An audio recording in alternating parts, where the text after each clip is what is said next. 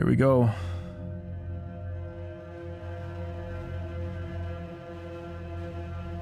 Hours and hours of training, and this is my chance to put it all together.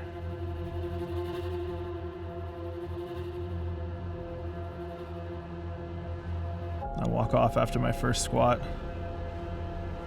What a disaster. I fell over twice, barely able to get the bar out of the rack. Is this meet gonna be over before it even starts? I can't think like that. Can't be stressing about my hip injury right now. Did I somehow mess up something critical in these past few days? Am I not strong enough for this weight? No. This is just powerlifting. Just another thing to overcome.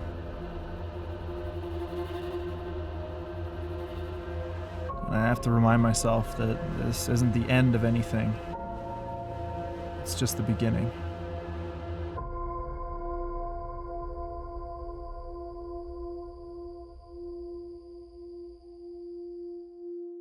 One of the things that drew me to powerlifting was the sort of objectivity. So the very real markers of progress, right? If you put more weight on the bar, you're doing better. You can very easily measure that. I think with something like bodybuilding or some of the other sports that I was maybe considering at the time, it was a little too subjective. There's a really good quote from a documentary called Power Unlimited, and it was that there's simplicity in form, but complexity in execution.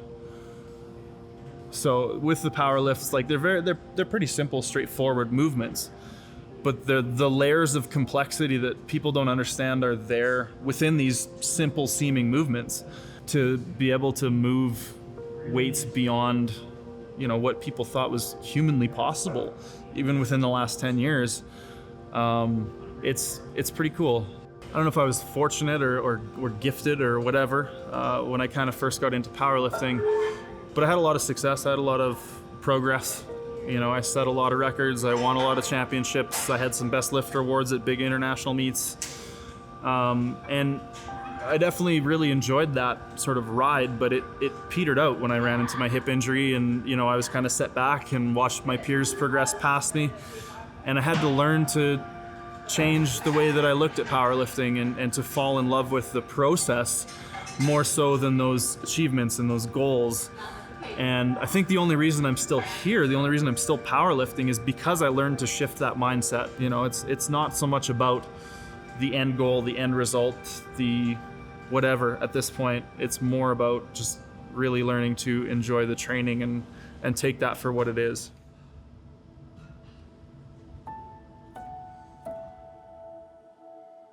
I grew up in small town Saskatchewan, a place called Moose Jaw, and then later Regina, Saskatchewan.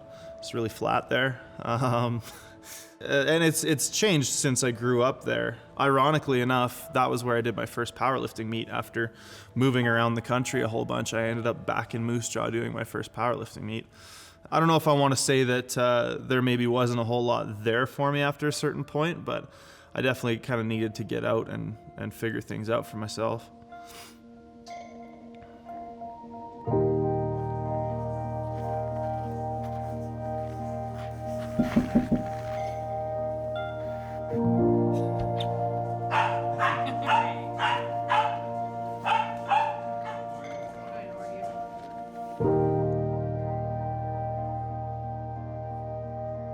That might be one of the more embarrassing things. I used to play video games listening to the Macarena on my boombox. Oh, see, I did not know that. Yeah. Oh, there we go. Look at Mason. I used to wake up early and play Mega Man listening to the Macarena on repeat. Well, see, I'm learning new Mason things. had his own dance moves, I think. He just kind of made up his own version. He did the balance. He's a natural athlete. So pretty much everything he did well. He was finished his swimming by the time he was 12 and couldn't take his bronze cross until he was 14. He was breaking boards in Taekwondo when he was 8 or 9. Soccer, he started at it fairly late for soccer, but ended up on the traveling team. So he was always committed and had a natural grace. There's something there that his body is built for athletics, moves well, but it was just a matter of finding something that fit him and also his mind.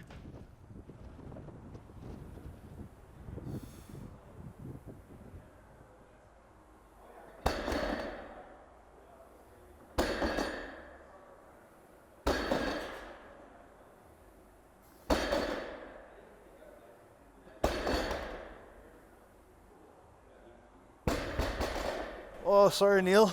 It's not as bad as mine yesterday or the other day. Oh, I forgot to record. I'm glad there were 3 of you guys. When I first met Bryce, like he was naturally a skinny guy.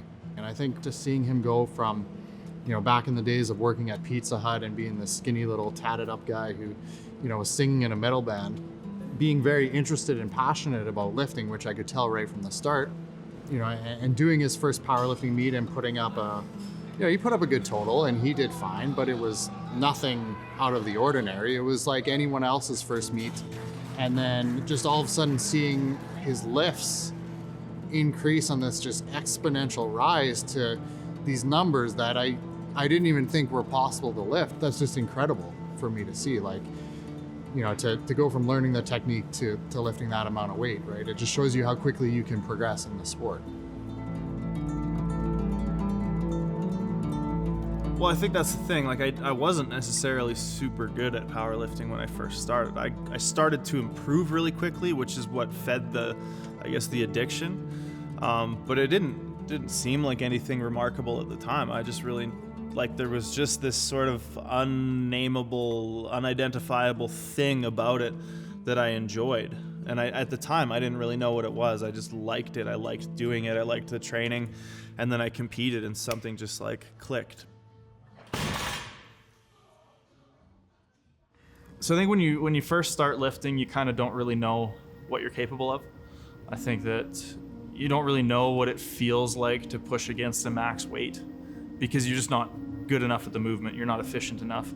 But once you reach a certain point and you take that first real max attempt, I think if you look at the squat, for example, you can use that as a pretty direct parallel for, some sort of issue or adversity or just hardship in life. And that moment on your way up with a heavy squat where there's that split second and the bar just stops. Everything stops dead and it's like time stops for a second. And you have this incredibly quick little discussion with yourself about whether or not you're gonna keep going, whether or not you can keep going, and whether or not you're gonna be able to stand back up with this squat, with this weight on your back. And I think that the more times you can win that, the more times you can train yourself to win that discussion in your life of whether or not when you have those things hold you up and stop you dead in your tracks and you wonder, holy crap, can I do this? Can I beat this? Can I stand up? Before you get stuck and you have that moment of sort of questioning. It's like at this point, when I can make it fun, when it is fun, it's like it makes me remember why I started, why I do it in the first place. Now it's just kind of something I do sometimes. Yeah. It's what you do. It's what I do. Yeah. You wake up, you go to the gym, you train. I mean, it's like brushing your teeth. Is it a job? In some ways, yeah. I mean, the work is a job.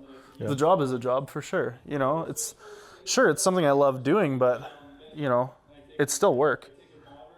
And lifting itself is work some days, and lifting itself is something that I like. Sometimes I dread it. Sometimes I don't want to do it at all. Sometimes I don't want to be at the gym. So how do you get past that? You just do it. You tell yourself whatever you need to. Can't you come up with some excuses? No, and that's the thing. It's if you can beat even one of those excuses or one of those reasons you don't want to go, and just take that first step, fill up your water bottle. That's whatever it is to get you going and just get your ass in and there and do it. You just do it. So that's got to be the difference between somebody that's successful in this and somebody that isn't.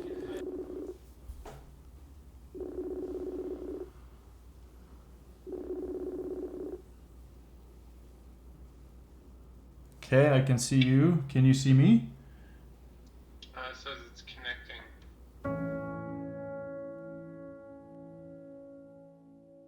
This upcoming meet is kind of a bit of a litmus test, like since I took that time off to try to get healthy, and it seems to be going really well. I think I'm more nervous for this nationals than I have been for a nationals in a long time. Like I've been pulling really well again, and there's a lot of people like, oh, 400, you're gonna load 400? Is 400 finally gonna happen? And that's kind of, you know, in my own head, I've been kind of thinking, you know, if it's there, I'll put it on the bar. And I feel like there's been a couple times where I could have probably pulled it, but I never loaded it. And I don't want this to be the last chance I get at it or something, you know? If I could bottle your attitude toward competition and just kind of administer it to all of our lifters, I would definitely do that. And I think you're so spot on with this stuff, you know? Like, it's important, it matters. You've got a good balance between, like, the short-term perspective and the long-term perspective, and you're focused on the things that are within your control, you know, at the same time appreciating the things that are good, that are outside of your control too. But I mean, it's just, you're doing great, man. Thanks. Keep doing that. Thanks. That means a lot. Yeah. So the World Games is probably the closest thing to the Olympics that powerlifting has. It's every 4 years. It's a multi-sport event. They take like people who win and hit the podium at the IPF World Championships, and then they put a bunch of them in a competition together. So it's really the best of the best. It's the closest thing powerlifting has to an Olympics, and that's where I want to be. Nationals is the first meet since I took a bunch of time off, and not even time off, I really hesitate to call it that, but a bunch of steps back to try to fix my hip, to try to get healthy again so I can make this push. And I don't want to call it a last push, but this is probably the biggest push that I've made in my career, to try to make it to the World Games. So this is step one. And if it goes well, it means a lot. If it goes poorly, it means a lot.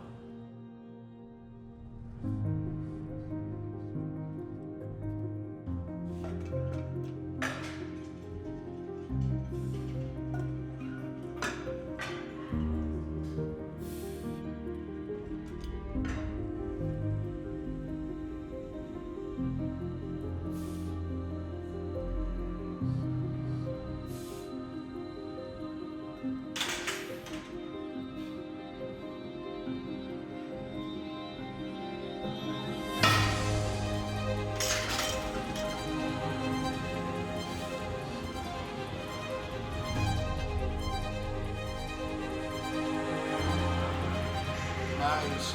Come on, this is the one. Count.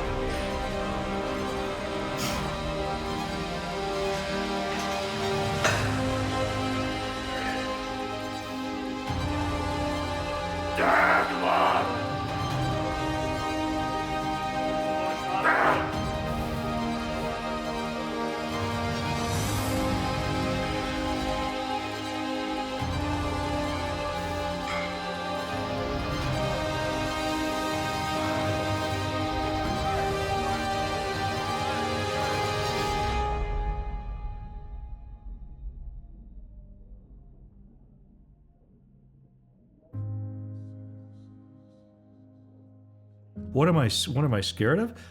I'm terrified that he could hurt himself. So I have to, whenever I think about that, I have to say, well, okay, I trust that he knows what he's doing. He has at a level of competition where he's taking the right steps to do the right thing to make sure what he's doing is safe. The training that he does every day in the gym with heavy weights, I just want to hope that every single day he's got the people he needs around him to make sure he doesn't hurt himself, because that's my concern, right? So The last couple of days, maybe week or so, I've been putting a fair bit of thought into the idea of going up a weight class. I think that my chances of hitting the podium at Worlds are better in the 120 kilo category versus the 105 kilo category where I currently am. The only thing is, that's 15 kilos of body weight gained. Yes, it gets me closer to the World Games, more than likely, which right now is kind of the big focus, the big goal, the big push, drive, whatever you want to call it.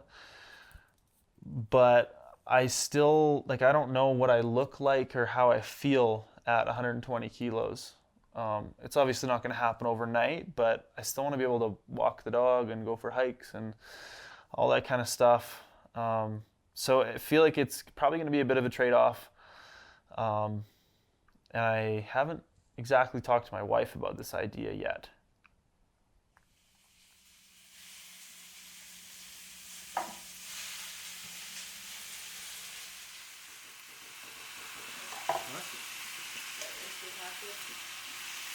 Oh, Canadian protein stuff too.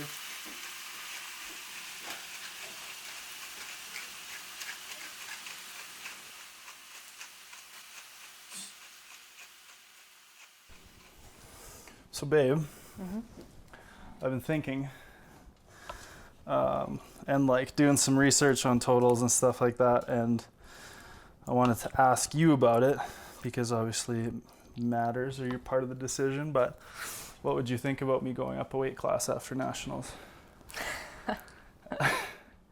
I mean, I'm not thrilled about the idea, but... Yeah, I didn't think you would be thrilled about the idea. I get the logic behind it and why you want to do it, so if that's what it takes, then that's what it takes. Yeah. That's why you put a ring on it, right? Yeah. Put a ring on it before I move up a weight class. That was the plan the whole time. Perfect. It's kind of like powerlifting is we're on a planet and we orbit planet powerlifting all the time, and he'll, go into these stages of training where he needs to be really primed and really sharp, and he needs to be eating really carefully and sleeping really well. And training is the big focus of our lives, and that's kind of leading into the few weeks of a meet. And then the meet comes, and then after that, we just kind of drift away. And powerlifting is always part of our lives, but we kind of spend less time focused in on it sometimes. I guess for most of the year, it's more of a background element, but it's never not present in our lives.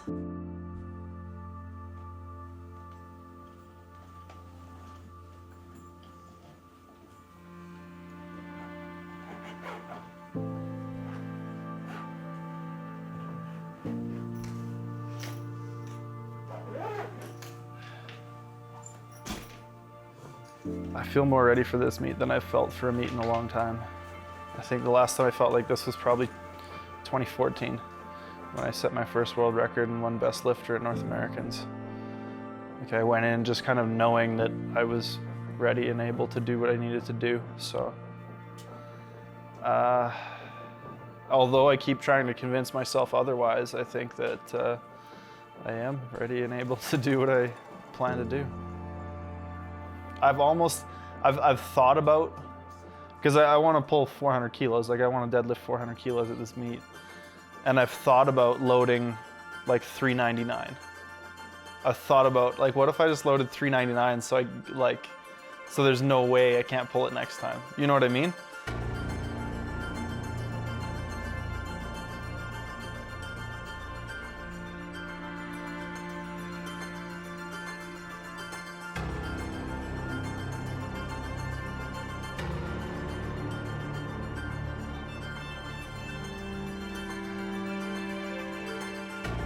My mind calms, and I regain my focus.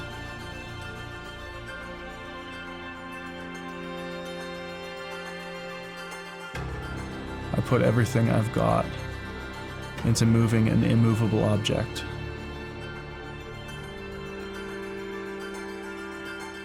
And the funny thing is, so much of this has nothing to do with lifting weights.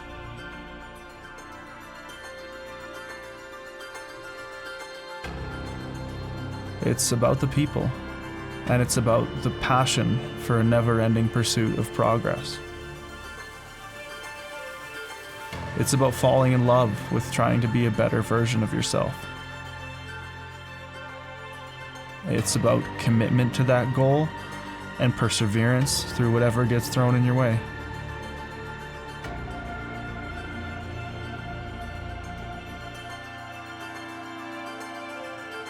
I think that everyone has their own personal 400 kilos. There's a beauty and an art in challenging your boundaries. I think it bears repeating to say, it's not just about lifting weights.